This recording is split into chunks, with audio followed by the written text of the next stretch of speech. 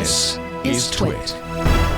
We're obviously undergoing a crazy moment of historic importance, particularly as related to the inequalities of people of color in the U.S. and around the world.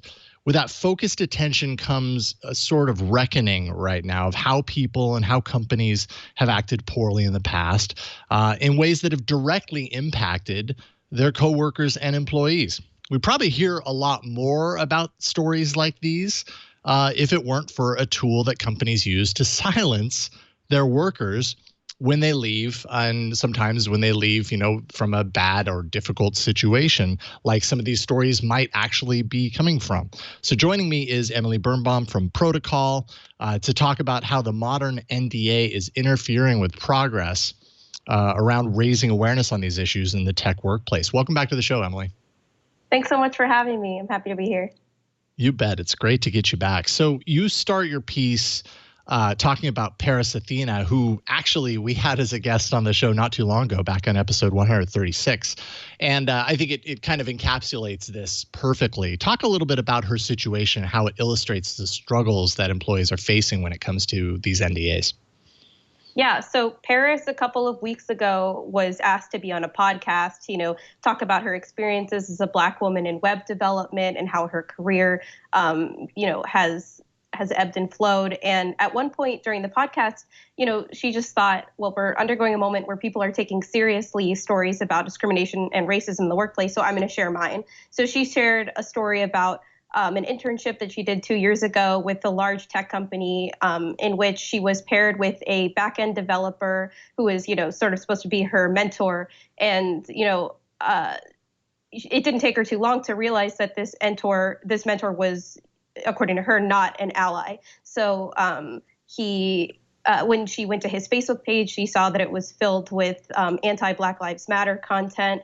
When she looked at his computer screen, she saw Confederate flags and content that made her uncomfortable. And ultimately, she said it sort of ruined the internship for her. So she talked about that on a podcast, and then just shortly after the podcast went up, she went to the host and she said, "Can you actually please take that part down? Because I forgot that I signed an NDA." So she was ready to speak out about her story and raise awareness around this company. She named the company in the podcast, but ultimately that podcast host took it down because she didn't want to face legal retribution. And I think that's only one of many, many, many stories that are never really going to see the light of day because people have signed NDAs. Yeah, and the NDA, I mean, it's not, specific to just this moment. I mean, NDAs have been around for a very, very, very long time. The threat of the possible threat of what could happen to me if I actually share this story. I mean, it's great. These companies have deep pockets compared to, a single person that maybe has a really, important story to share about this that could actually move the needle or make some change or even put the company under a spotlight to force them to change.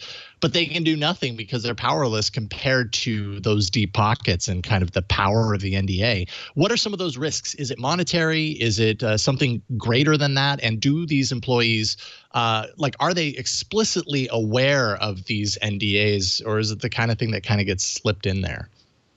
Well, there are a lot of different kinds of NDAs. So the most ubiquitous kind of NDA is obviously the one that you sign when you're being onboarded, when you are a new employee. And oftentimes that includes some kind of non-disparagement clause, some kind of language that says you can't talk about your time at the company. That in itself is always going to hinder what people are able to say. Then there are stricter forms of NDAs. So there are NDAs that you sign, after there's been some internal conflict at the company, and they're basically saying, please don't talk about this. There are NDAs you sign after you yourself have gone through mediation, and either, you've decided on a settlement or you've decided on a severance, on your way out.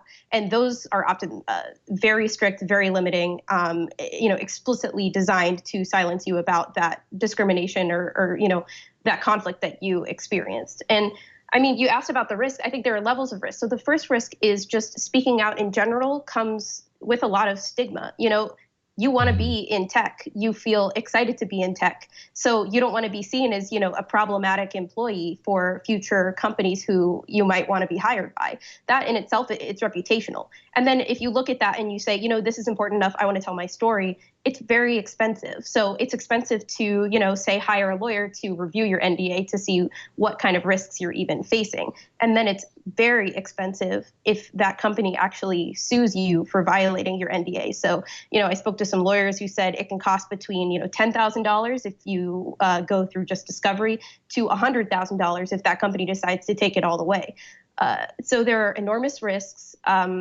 What we know is that oftentimes NDAs are sort of more bark than bite. So only about like 10% of the time do companies actually sue you for violating it.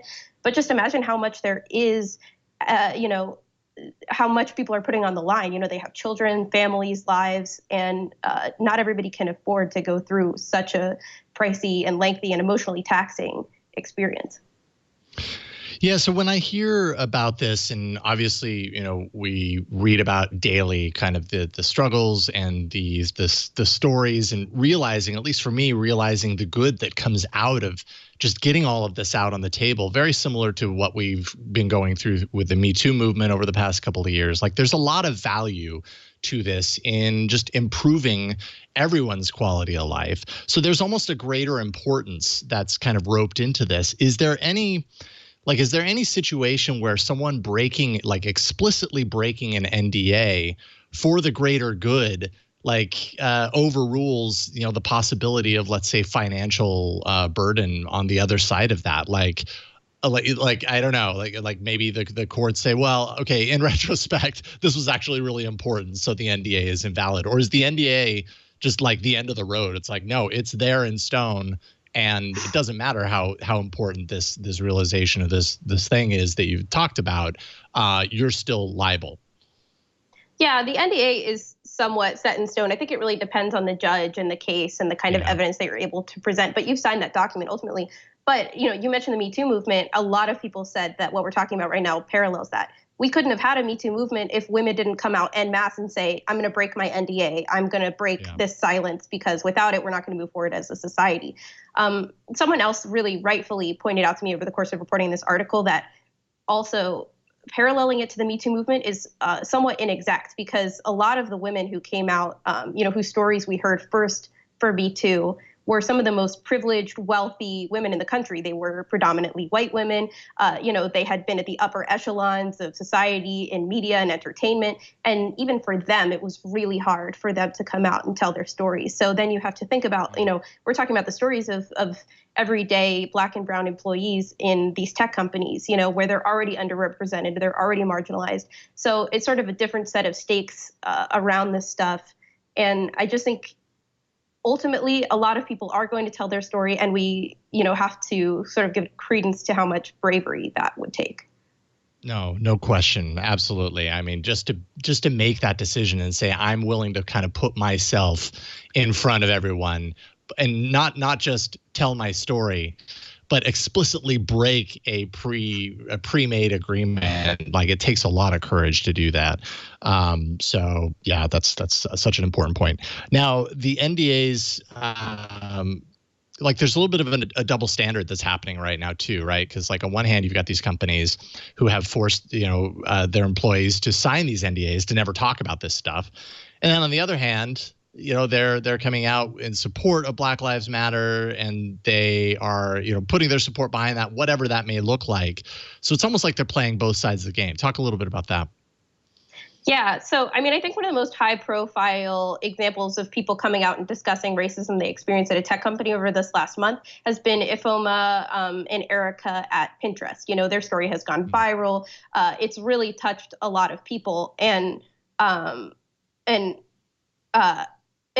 what they have said is they were just so enraged when they saw that Pinterest had come out with a Black Lives Matter statement. They had said, we support our Black employees in this moment, and we're going to commit to diversity in this way. And they said, well, that rings disingenuous to me because I was underpaid and I was disrespected and marginalized and overlooked as a Black employee at your company. And I'm nowhere near alone. For every one story, they said there are dozens more specifically around Pinterest, and then, broaden that out to the rest of the industry. So that I think, these statements and these commitments by these companies is specifically what might lead to an inflection point right now, because people are going to say, okay, if you really are committed to diversity, then open up, your doors and let us see what's really going on. And, let all of your employees break their NDAs, and then let's really have an honest, genuine conversation.